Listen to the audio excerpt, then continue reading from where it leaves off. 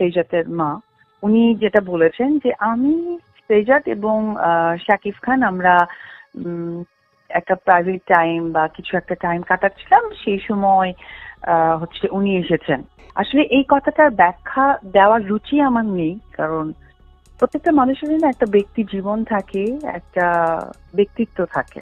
ওই দিনটা হচ্ছে প্রথম রোজার দিন, একদম ফার্স্ট রোজা। তো ফার্স্ট রোজার দিন আমাকে আগেই বলেছিল আমার শাশুড়ি এবং আমার ননদ। আমি বেশ কিছু সময় ওরা দেখেছিল যে আস্ত খাসির একটা ডালা পাওয়া যায়, যেটা আমার বেশ কিছু ফেসবুক বা কোনো একটা জায়গায় প্রমোশনালি আমার ননদ আমার শাশুড়ি দেখেছে। তো সেই সুবাদে বিগত 7-8 দিন থেকেই আমাদের আলোচনা হচ্ছিল যে প্রথম রোজার দিন কিন্তু তুমি আমাদেরকে আস্ত খাসির ডালাটা খাওয়াবে, ওকে? তো আমি বললাম যে আচ্ছা ঠিক আছে। তো যেহেতু এটা একটা 3 to 4 days এর একটা প্ল্যানিং থাকে, তো যাদেরকে আমরা অর্ডার করব, তো ওই রকম ভাবেই আমি অর্ডার করেছি এবং ওদেরকে আমার বলা ছিল যে খাসিটা আমি নিজে হাতে কিনে দিব, তাহলে তোমরা ইয়ে করতে পারবে। অ্যান্ড এটা মিউচুয়ালি আমাদের প্ল্যানিং, আমি, আমার শাশুড়ি, আমার ননদ, আমাদের ফ্যামিলিগত প্ল্যানিং। যেহেতু ফার্স্ট রোজা প্রায় 1 বছর পর সাকিব বাসায় আছে, সেই সুবাদে আসলে আমাদের মিউচুয়ালি একটা প্ল্যানিং। সেই প্ল্যানিং এর যথারীতিভাবে ওটা ফার্স্ট রোজার দিন আসলে, যে দিনটার কথা উনি উল্লেখ করে বলছেন। আমাকে বলা হলো, তা আমি 2-3 দিন আগে এরকম অর্ডার করেছি একটা ডালা যে আস্ত খাসি। তারপরে সেই সুবাদে ইফতারির আমি তো নিশ্চয়ই ওই বাসায় অনেক আগে থেকেই আছি। আমাদের মিউচুয়ালি প্ল্যানিং এইভাবে আমরা ফার্স্ট ইফতারটা করব। তো বলেছে আচ্ছা ঠিক আছে। সে স্বাভাবিকভাবেই আমি অর্ডার করেছি 3 দিন আগে, যেটা প্রথম রোজার দিন আমরা ওটা হাতে পেয়েছি। হাতে পেয়ে আমি আবার আস্ত খাসির ডালা ছিল। আর সে কিন্তু হচ্ছে গিয়ে ইফতারির সময় তার অফিসে গিয়েছে। তার বাসা এবং অফিসটা কিন্তু আলাদা, কেউ কখনো এক মনে করবেন না। তো ইফতারির পর পর তো আমরা মানে ইফতারি করা হয়েছে, সে হাসতে হাসতে বাচ্চা নাস্তা খাসি বসায় দিয়েছে। আমার ননদ যেহেতু পুরান ঢাকা রিলেটেড, উনি আবার হাসাহাসি করতেছিল, লাইক এইরকম একটা এনভায়রনমেন্ট গেছে। তো 7টা থেকে 7:30টার সময় সে একটা কিছু খাবে বা কিছু একটা নেবে মনে হয়, তো আমাকে বললো তুমি বাসা থেকে আনো। তো আমি বাসাতে আনতে গেছি।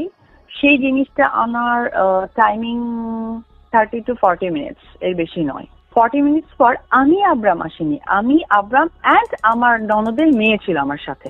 যেহেতু জিনিসটা নিয়ে যাচ্ছি, ওরাও বাচ্চা মানুষ, আচ্ছা ঠিক আছে আসে। আর আমার ননদ হচ্ছে যে আমরা রেডি করলাম। রেডি করার পর একটু কথা টথা বলতে বলতেই কিছুটা সময় লেগে গেছে। পরে এসে আমি দেখি যে গেটের বাইরে একটা হিল। তো আমি নক করলাম, নক করে ফ্র্যাকশন অফ সেকেন্ড, মানে 5 সেকেন্ডও টাইম নেয়নি, 5 সেকেন্ডও টাইম নেয়নি, 5 সেকেন্ডের মধ্যে গেটটা উনি খুলে দিয়েছে। আমি বের হওয়ার সময় আমি তখন ওনার সাথে ওনার অ্যাসিস্ট্যান্ট থাকে, আমি কিন্তু গেটটা নক করেছি, আমি গেটটা খুলেছি, মেইন গেটটা খুলে ওর সাথে আমার ওই ছেলেটার সাথে আমার দেখা হলো। তখন আমি ধরেই নিলাম যে হয়তো সেজাত এসেছে। সেজাতের সাথে কে আসে, কারণ সেজাত তখন স্কুলে যায়, ও তো একা মুভমেন্ট করে। ডেফিনেটলি প্রথম রোজার দিন প্রত্যেকটা সন্তানের অধিকার আছে তার বাবার সাথে দেখা করার। আমি এটাকে কোনোভাবেই মাথায় নেই, আমার ইচ্ছেও ছিল না কখন এই প্রসঙ্গ নিয়ে আমি আপনাদের মিডিয়ার সাথে আমি কথা বলবো। ও যখন আমাকে দেখলো, তো আমি উপরে গেলাম। উপরে গিয়ে আমি আবার হচ্ছে যে আমার শাশুড়িকেও বললাম যে আমার মনে হয় সেজাত আসছে, তো আমি কি ওর জন্য কিছু নিব? তা আম্মা বললো কি খায় আমরা তো আর জানি না, তো যেটাকে ওইটাই নিয়ে যাও, চাইলে না হয় পাঠাবো। Okay fine. তো ওটা নিয়ে আমরা কথা টথা বলে আলটিমেটলি যখন রেডি হয়েছে, তখন তো আমি নিশ্চয়ই নামবো, যে একটা জিনিস খেয়ে চাইছে খাবে, এটা বলেছে। আমি যখন নেমেছি তখন হচ্ছে গেটের বাইরে আমি দেখছি, আমি নক করার সাথে সাথে খুলেছে। বাচ্চা খেলছিল, বাচ্চা রুমে টিভিতে ওয়েলস অন দ্য বাস দেখছিল। আর সে একটা চেয়ার দেওয়া ওখানে রুমের মধ্যে দেখলাম, চেয়ার নিয়ে মানে। এবং আমি ওই সময় তখন আমি নোটিস করলাম যে হয়তো বা উনি তার অ্যাসিস্ট্যান্ট সহকারে ওই বাসায় যে 2জন ছেলে থাকে সাকিবের সাথে সারাক্ষণ, তাদেরকে বোঝানোর কারণে হয়তো বা রুমটা লক করেছে, আদার্স কোনো কারণই নাই। উনি বারবার মানুষকে জানানোর চেষ্টা করছে, বারবার মানুষকে বোঝানোর চেষ্টা করছে। তো এটা ছাড়া কোনো কারণ নেই। আর উনি যেটা বলেছেন আমি আব্রাম না, আমার সাথে আমার ননদের মেয়েটাও ছিল নামিরা, ঠিক আছে? কারণ আমি তো বাসাতেই ছিলাম, আমি হঠাৎ করে ওনার জন্য আসি নাই। তো উনি যেটা মানুষের কাছে প্রুফ করতে চান, ভেরি অড। হ্যাঁ, আর সব থেকে ইম্পর্টেন্ট ব্যাপার হচ্ছে উনি নিজে ছোট হচ্ছেন নাকি কাউকে ছোট করার চেষ্টা করছেন আমি জানি না। আমি খালি এটুকুই বলবো ওনার উদ্দেশ্যে, যদি ওনাকে নিয়ে, ওনার নামটা ধরায়, ওনাকে নিয়ে কথা বলার বিন্দু মাত্র রুচিতে আমার আসে না, এখন আরো আসছে না। কারণ যেখানে সেজার থাকে সেখানে বারবার উনি আজকে বিগত 1 বছর ধরে একই ওয়ার্ড বারবার উনি রিপ্লাই করছেন যে আমরা একটা কোয়ালিটি টাইম। তো সেজাদের যেহেতু এখানে আবির্ভাব আছে, কোয়ালিটি টাইমটা বারবার আমার দর্শক বা ফ্যান ফলোয়ার কাছে তুলে ধরার কোনো যুক্তি আসে না।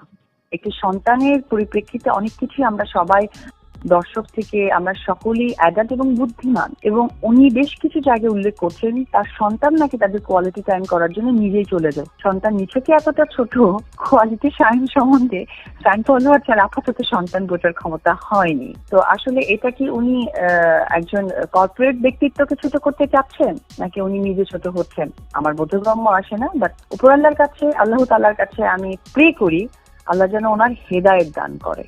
আজকে আমি আন্তরিকভাবে দুঃখিত, লজ্জিত এবং মর্মাহত যে আজকে আমাকে আমার কাজ, আমার সিনেমা, আমি অপু বিশ্বাস বা উনি একজন এত বড় সুপারস্টার, সাথে উনি একজন কর্পোরেট পার্সোনালিটি, এই ধরনের প্রসঙ্গের কথা না বলে, যেটা একান্তই আমাদের একটা পার্সোনাল টাইমিং নিয়ে আমাদের বিশ্লেষণ দিতে হচ্ছে।